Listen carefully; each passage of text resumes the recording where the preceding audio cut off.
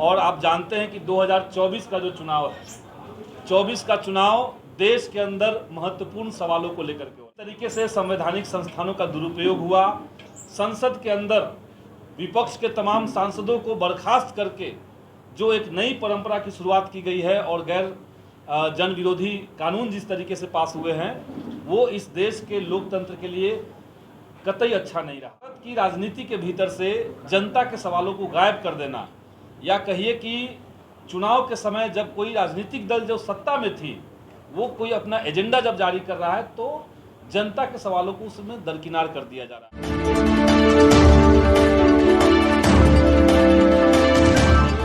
9 मई के दिन नालंदा की महान जनता का अपार समर्थन, स्नेह और सहयोग से हम लोग अपना नामांकन करने जा रहे हैं। नामांकन श्रम कल्याण मैदान में कल होगा, जिस नामांकन सभा में महागठबंधन के सभी प्रमुख नेता शामिल रहेंगे। नेता प्रतिपक्ष श्री तेजस्वी प्रसाद यादव जी उसमें मौजूद रहेंगे। वीआईपी पार्टी के अध्यक्ष श्री मुकेश सहनी जी रहेंगे।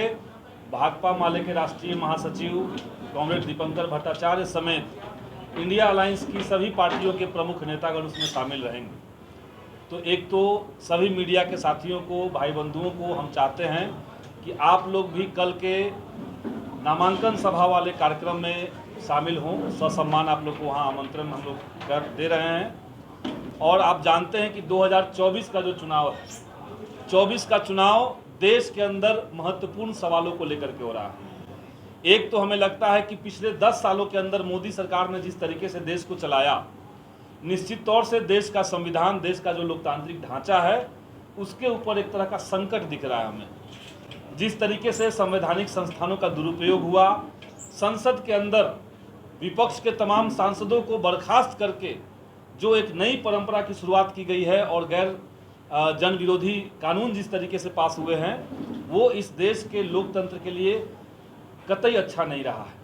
तो एक तो हम लोग लोकतंत्र और संविधान के मुद्दों को लेकर के जनता के बीच में जा रहे हैं, और दूसरा जो नया मामला हम देख रहे हैं कि भारत की राजनीति के भीतर से जनता के सवालों को गायब कर देना, या कहिए कि चुनाव के समय जब कोई राजनीतिक दल जो सत्ता में थी वो कोई अपना एजेंडा जब जारी कर रहा है तो जनता के सवालों को उसमें दरकिनार कर दिया जा रहा है। 2 अहम जनता के सवाल, बल्कि 3 सवाल हम यहाँ रखना चाहते हैं। पहला सवाल है महंगाई, जिसने भारत की जनता की कमर तोड़ दी है। उस पर सरकार कुछ कहने के लिए तैयार नहीं है, और न ही अपने चुनाव के घोषणा पत्र में उस पर कुछ शब्द कहा है। दूसरा है बेरोजगारी, और बेरोजगारी देश के अंदर कैसे आया, क्यों आया, ये आप सब लोग जानते हैं। बड़े पैमाने पर निजीकरण, जो सार्वजनिक संस्थान थे उसको प्राइवेट संस्थानों को बेच देना, और एक बड़ा सेक्टर जो जहाँ पे हमारे देश के नौजवान, किसान, मजदूर के बाल बच्चे, युवा जो जाते थे, वो है सेना की बहाली, जहाँ पे अग्निवीर योजना ला दी गई। तो ऐसे करके युवाओं के सामने बेरोजगारी का एक बड़ा अंधेरा युग मोदी सरकार ने रखा है, और उसके ऊपर भी सरकार कुछ कहने के लिए तैयार नहीं है। तीसरा जो अहम सवाल है वो है देश के भीतर महिलाओं का मान सम्मान और बराबरी का हक अधिकार।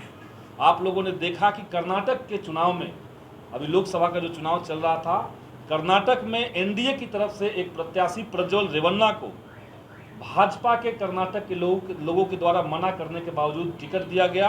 और न केवल टिकट दिया गया, बल्कि ऐसे आदमी को जिसके पास 3000 महिलाओं के साथ यौन उत्पीड़न करते हुए वीडियो जिसने खुद बना करके रखा हुआ है, वैसे व्यक्ति को नरेंद्र मोदी मंच पर चढ़ करके उनका समर्थन करते हैं।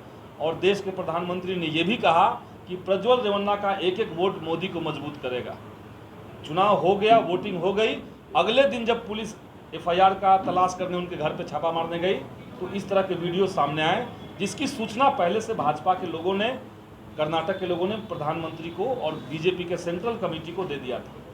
उसके अलावा आपने देखा कि महिला पहलवानों के साथ जिस भाजपा के सांसद ब्रजभूषण शरण सिंह ने लंबे समय तक यौन उत्पीड़न किया, उसके बेटे को दोबारा से भाजपा ने टिकट दिया। तो ये 3 अहम सवाल इस देश के सामने चुनौती बन करके है, और हम लोग चाहते हैं कि इन सवालों पर सरकार को जवाब देना चाहिए। महागठबंधन ने इस बार चुनाव में ठोस तरीके से अपना एजेंडा तैयार किया है। हमने तैयार किया है कि महंगाई कम करने के लिए गैस सिलेंडर का जो दाम है उसको तत्काल हम लोग 500 रुपये पर ले आएंगे। डीजल और पेट्रोल के दाम में 20-20 रुपये की तत्काल कमी की जाएगी। और जो बेरोजगारी का दौर देश के अंदर चल रहा है, सरकार अगर इंडिया गठबंधन की बनती है तो हम लोगों ने ये अनाउंस कर दिया है कि सरकार बनते ही अग्निवीर योजना समाप्त करेंगे और पहले की तरह सेना में नियमित बहाली हम लोग चालू करेंगे। इसके अलावा जो 30 लाख सरकारी नौकरी के पद देश के अंदर खाली हैं उस पर 6 महीने के अंदर भर्ती की जाएगी और 70 लाख नए पद सृजित करके कुल 1 करोड़ नौजवानों को सरकारी नौकरी हम लोग देंगे। ये इंडिया गठबंधन ने ऐलान किया है। देश के अंदर एक और आंकड़ा सामने आया है, बहुत चौंकाने वाला है, कि मोदी सरकार की आर्थिक नीतियों ने देश के अंदर आर्थिक असमानता इतनी बड़ी कर दी है कि 22 अमीर लोगों के पास इतनी संपत्ति हो गई है जितना देश के 70 करोड़ जनता के पास है।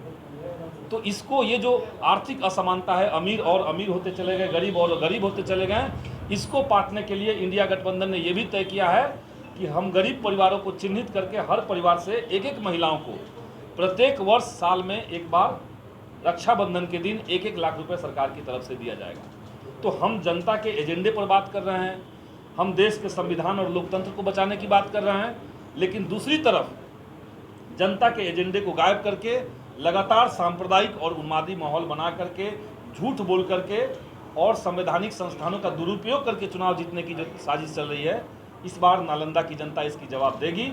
नालंदा की जनता ने तय कर लिया है कि यहाँ पे बदलाव करेंगे और ये जो अभी बदलाव चल रहा है, बदलाव की जो बयार चल रही है, नामांकन होने के बाद ये जो बदलाव का बयार है ये आंधी में तब्दील हो जाएगा, ये कहना चाहते हैं।